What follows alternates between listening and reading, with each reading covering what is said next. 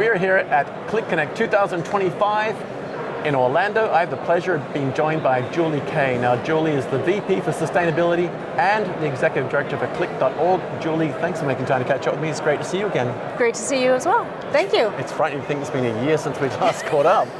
Where's that time gone? Yeah. Well, I'm sure it's flown for you because you've done some amazing things.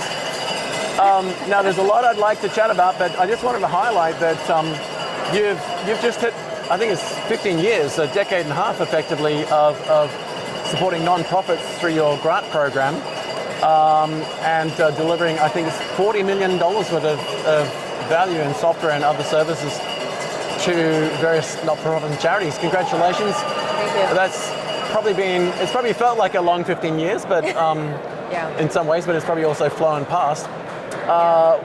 What are some of the favorite projects you've worked on over that time? I'm sure they're all favorites, so there must be some real standouts for you that's really shocked you. Yeah, we're not supposed to have any favorite children, right? Yes, we do? Exactly. Yeah, it does. It's just truly an honor to lead this program for Qlik that we've rebranded as the Qlik Cares program. And Qlik has never wavered on this commitment. We support over 250 nonprofits with licenses of our software, and it's game-changing for them. Indeed. Just to be able to leverage the Qlik technology, and obviously the experience of our Qlik professionals, our customers, our partners who also step in to help, and their knowledge about data, how data can actually solve challenges. They're used to seeing that happen within businesses, but seeing it solve like society's challenges around climate change, global health, so much of the learnings can be applied to these challenges. And when we kind of work with one of the nonprofits, it's game changing for them. So they can use data to prioritize, improve efficiencies, reach more people faster, with even more help, and it's incredibly humbling to actually be a part of that program. Yeah, I was talking to Chris Powell earlier off camera, and he was just talking about one of the projects you're working with where you were able to collect data that was originally being captured on, say, pen and paper and then put into a spreadsheet, and was taking weeks to sort of redirect relief support versus it being done in 2 hours, and the ability to redirect trucks in real time while on the road versus having to sort of reload trucks and whatever. And I think in my mind there's sort of that term of being able to respond to rather than react to crises, which we try and do in a corporate world, but when you're doing it where there's actual real lives, I don't even know how to put words around that, but that must be an incredibly satisfying thing to be able to do, to bring everything that you and your organization and Qlik can do for some of these projects where you can change 2 weeks to 2 hours through just intelligent data. Absolutely, and timing is everything. And there are more disasters happening more frequently, and also another kind of amazing thing is that when you were doing it just on pen or paper, or responding with pen or paper, or spreadsheets, let's say, that you would then throw away and move on to the next crisis. These organizations are helping in many countries around the world, right?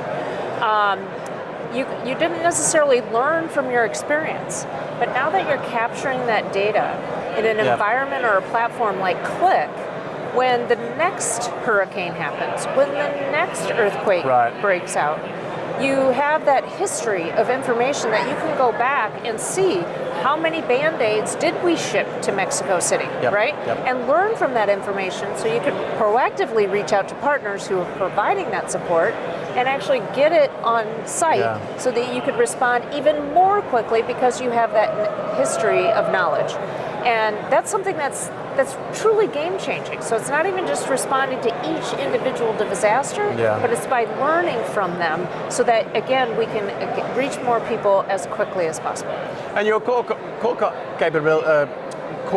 platform capabilities with regard to the overall Qlik portfolio, I mean, when you think about data and analytics and data science, machine learning, I mean, those are some of the fundamentals, but you've had some very big announcements, particularly this week with what you're doing with not just generative AI, but agentic AI.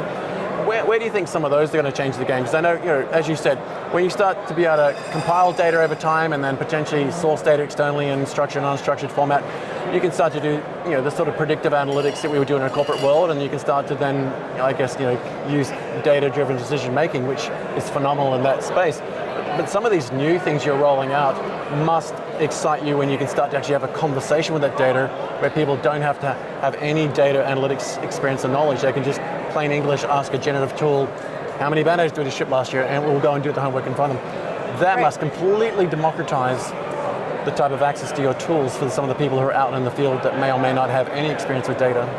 Exactly, and one of those things that we're excited about is the ability to combine structured data with unstructured data. Yeah. So if you think about an organization that's a nonprofit responding to, let's say, to a hurricane, right, or flooding, something like that, you have your own data, but then there's an incredible vast amount of information that's out there from news articles, from other organizations' response to even like weather reports, let's say. That's all unstructured data. And the Qlik's abilities and the announcements around releasing this ability to combine those kinds of data sets together to get like a, let's say, a situational report so an organization can respond is going to be game changing. And then using that information, because again, there are many instances whereby building up resiliency is a lot less costly than responding to a disaster, right? So now we have that access to that information of how costly it was to respond. How can we use that information to perhaps change policy, change behavior, get out ahead of the game so that we can actually be more resilient for the next disaster that might happen? Well, that's the unfortunate thing, isn't it? Because disasters continually happen no matter what we want. It doesn't matter whether it's a volcano exploding or whether it's a flood coming or a drought or some humanitarian crisis. There's no end of those, but as you said, if you can plan ahead for them, knowing what you've already done elsewhere. And I imagine you can also share some of that data quite openly as long as there's no privacy issues as to what you did in one part of the world for a flood relief versus another. And I know you've done that with, I was very excited to see you're working with Food Bank Victoria with the amazing, is it Kenny Gregan? Yes. Who's the Applied Research and Innovation Manager at Food Bank? Yes, exactly. And I want to congratulate you on not just that initiative around sort of the implementation of the data platform, but also the level of support you gave them, looking at analyzing the food, the expiry dates, the distribution of it, the cultural food mixes. When I started looking at that story and realizing you're actually working down into the level of granularity that you're putting together food programs that suit different cultures, I was like, yep, okay, you had me at hello. Maybe give us the 30,000 foot overview of kind of that partnership with Food Bank Victoria first, and then maybe I've got a few more questions around kind of how you implemented that. Yeah, so they won our Global Transformation Award around global impact this year. Yeah, Australia. Yeah, exactly. Phenomenal story. And Kenny's just a rock star. Indeed. They have all these different sources of information that they're using now to drive their organization forward. And it's just having an impact in so many ways. One, they're talking to the various community programs that actually stock the shelves of the groceries. Right. And as everybody can imagine, right, stocking non-perishables is not that difficult. But keeping perishable items on hand, which is the healthy food that you want people to consume, right, to live healthy lives, that's very tricky. Because as the food bank explained, they get the kind of notice that they're going to be donated, let's say, several pallets of lettuce or some other type of vegetable or fruit, and they want to make sure that that food doesn't go to waste, that it gets into the hands of the people that need it. Right. And so they survey and bring that information into Qlik to analyze kind of where the needs are. They have an application that understands what products are going to be coming in so that they can be ready to get those products out as quickly as possible. And then they actually round that all out with an information around food literacy. Right. And how can these community programs actually leverage kind of knowledge to make sure that people are eating healthier and they're really taking advantage of it. So they're reducing food waste into the system. They're making sure that these food products get to the people that need them most in a timely manner, and they're just learning from that every day. And it's an incredible story of how they've used data to become a very powerful organization to serve many people. There's very few more compelling stories around where data-driven decision-making could be more important, because you've got food that's come off the shelves, it's already got an expiry date, the clock is ticking, you've got short notice, you've then got all the logistics to pick it up, you've got to then I guess put it into a distribution center, pick and pack it. I can't even imagine how they did that with spreadsheets. Walk us through kind of the types of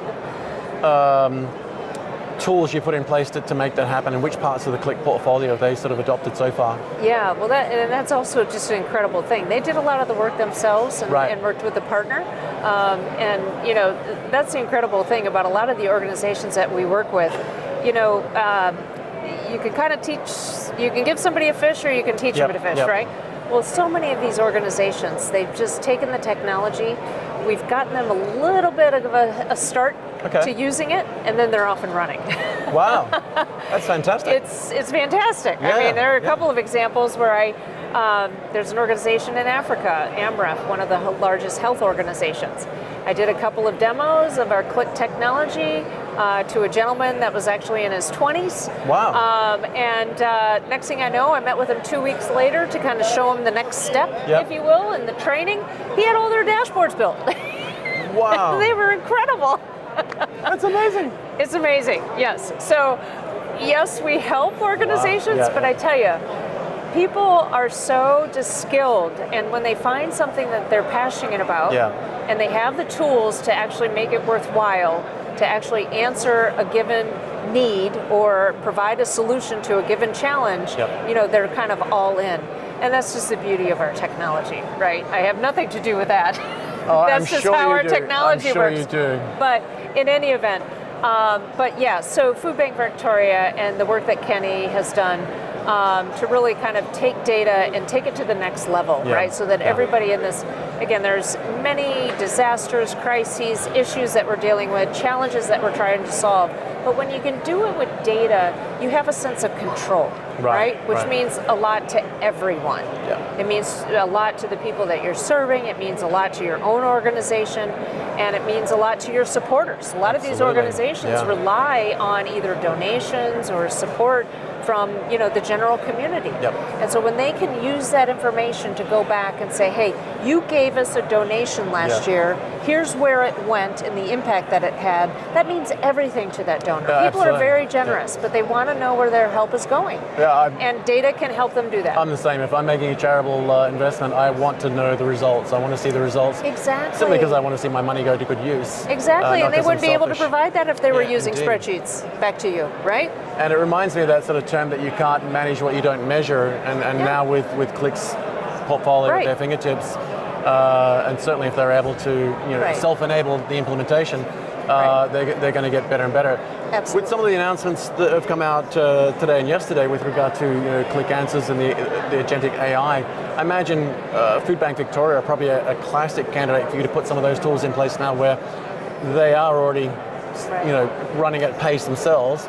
Are there examples where you think that some of those might be able to help them in particular, or any other of the programs you're working with, you think some of the announcements, particularly Qlik Answers, are going to help lift them yet again? Yeah, so we have a number of projects going on leveraging Qlik Answers today, kind of like I talked about those situational reports before, combining the unstructured data with structured data. And we work a lot with the United Nations and several agencies, of course, and they have a lot of unstructured data. In fact, everything is unstructured mostly. So we have a lot of projects going on with that, and I think the beauty of our program and the way we work with organizations is we meet them where they're at. So I'm not sitting here saying, hey, you need to implement AI, right? If they're not ready, they're not ready. But when they are ready, we're there to support them with that knowledge. And so it's a journey for every organization. Some are, just kind of putting spreadsheets into a dashboard. Some are at the level of the UN where we're actually looking to leverage some of these more unstructured analytic AI tools. So, we meet them where they're at. We have so many people that are willing to step in and help and provide guidance and education. And it's just, we just feel like we can get there. We can solve these challenges if we all work together. Indeed, and I think there was an interesting line that came out of the lady from Royal Mail today, which was that you've got to take the business on the journey with you, but at the same time, in the context of what you're saying, you've got to actually meet the business where they are. You can't expect them to leapfrog a series of steps. Right. You also had an amazing presentation this morning on stage, which, congratulations, by the way, you got a standing ovation. What was interesting, and I promise this is not sycophantic, but what was interesting was when I looked around, we had actually all just organically, naturally gotten up. It wasn't like one or two people did it and everyone followed. The whole room just stood up. Yeah. Now, I don't know if you noticed that, but like that kind of just, I shivered and went, wow.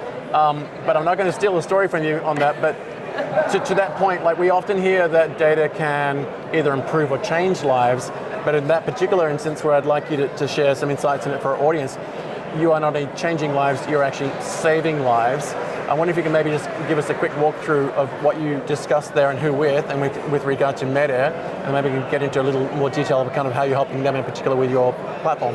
Yeah, so MedAir has been one of our partners in the nonprofit space for several years. They're an NGO based out of Lucerne, Switzerland, but they work in some of the hardest, most dangerous and difficult places on earth, serving really the most vulnerable, those that are affected by either war and conflict, to malnutrition and famine, and drought, to natural or man-made disaster. Wow. And so they're working in South Sudan, in Afghanistan, in Jordan, in Lebanon, in Ukraine. They're a real beacon inside kind of the humanitarian sector in the ways that they've leveraged technology. In fact, other much larger NGOs look to them as kind of a beacon of how technology can really serve the humanitarian sector and the people in need. That's fantastic. So we started working with MedAir, almost 10 years ago. And I was involved in the very first projects where we had our technology. They were struggling with spreadsheets. They had a lot of data, a lot of people in the field. And we just started working with them to build up this information kind of data set, if you will, of one, their needs-based assessments that they do in the field. So let's say it's a refugee crisis, and they're literally on the ground with teams taking input from those affected, those most in need, to understand what do you need? What do you need to survive? This isn't even this is survival. And they're taking that information in, that feeds a Qlik dashboard, that goes into kind of informing those responsible for their supply chain. They then feed that obviously information back to their donors, their supporters, so that the supporters know where where the help is going, which is incredibly important. And then they use that information to get that help to where it's needed most effectively and quickly. Right, and that's when, days matter, minutes matter, right, in time of crisis. And so it's just been a real privilege to work with MedAir. Heidi Cochran, the CIO of MedAir, was on stage with us this morning. She's quite impressive. She immediately just drew us all in. Maybe that's the magic of who and what she is, the ability to communicate. Correct. To a room of thousands of people at that level, and she was very quietly spoken, very clear and succinct. Right. We were all, in fact, here's the funny thing for you. So there have been a couple of demos and things there where, there's stuff happening on the screen and people on stage, and we're all interested, but there's still a little bit of chit-chat and whatnot. But nobody was talking during your session. Nobody. We were like little church mice quiet. It was quite something. It just drew us all in. Heidi had a really interesting line that she used, which I made a note of, which is, when we see clearly, we can act boldly. And I made a note of that. I literally wrote it down on a pen and paper. I'm old school, but I thought I would put that forward because I think that in many ways sort of embodies a lot of, if not all of what you're doing, that you're making all that data visible, you're making it possible for them to get access to and see what's going on in real time and then be able to respond to it rather than react to it. Right. I love that. I'm actually going to take that away and use that in a corporate space, which is, if you can actually see what's going on with your data and you can see it clearly, then you can act quite boldly, which doesn't mean you can take risks, but you can then potentially take some measured steps where you don't have to necessarily run with a gut feel. And I imagine in the field, when you're saving lives, sometimes you do have to act quite boldly in risky situations to solve problems that most of us can't even imagine. What are some of the other projects you're working with that have really stood out in the last year or so? I know you've got a very long list of those, but are there any others that you've been able to put some of your latest innovations into of late that have had that kind of impact. I know you've got some very long-running projects. You've got some that are, I guess, global level around sustainability, but then you've also got things that are humanitarian crises, such as Ukraine, where people are having to leave the zone. What are some of the other examples you've got out that that might be of note that you could share with our audience, where you've been able to put the Qlik capability into place to sort of help them transform their project from pen and pencil to spreadsheets? Yeah. So one sticks to mind, and it's really a great example of really how the technology sector can come together and really partner to support the work of the nonprofit industry, right? And the technology sector really, quite honestly, has been a leader in supporting organizations with their technologies, with their support, with their expertise, again, to really make a difference. And one example I think of when we talk about these things is direct relief. Okay. And immediately after the invasion of Ukraine, Direct Relief was already sending medical supplies and medicines and all of that to Ukraine partners as well as surrounding countries. But when the invasion happened, we knew that there were several people leaving Ukraine, but no one knew where they were going. Right. And how would you, right? I mean, the UN had set up checkpoints and things like that, but the data was moving so fast, and people were leaving so fast, they were leaving their medications behind, right? Quite literally fleeing for their lives. Yeah, and the infrastructure to get new medication or new prescriptions filled was non-existent. So Direct Relief has a partnership with Meta. Okay. So what Meta was able to provide Direct Relief is a very highly summarized set of information about login traffic to Facebook. So not the individual logins, but just literally the traffic, right, in surrounding countries to Ukraine. So we took that data, we put it into a Qlik dashboard, overlaid the map of the different refugee checkpoints and crossings and so forth, and we're able to then use that information in a map to understand where should Direct Relief send medications because this is where refugees were going, right? It was the only resource that we had within just a matter of hours after the invasion happened.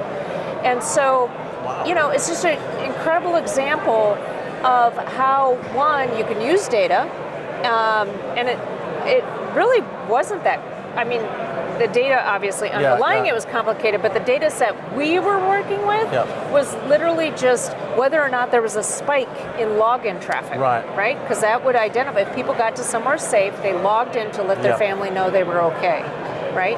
So there would be these spikes in the surrounding countries.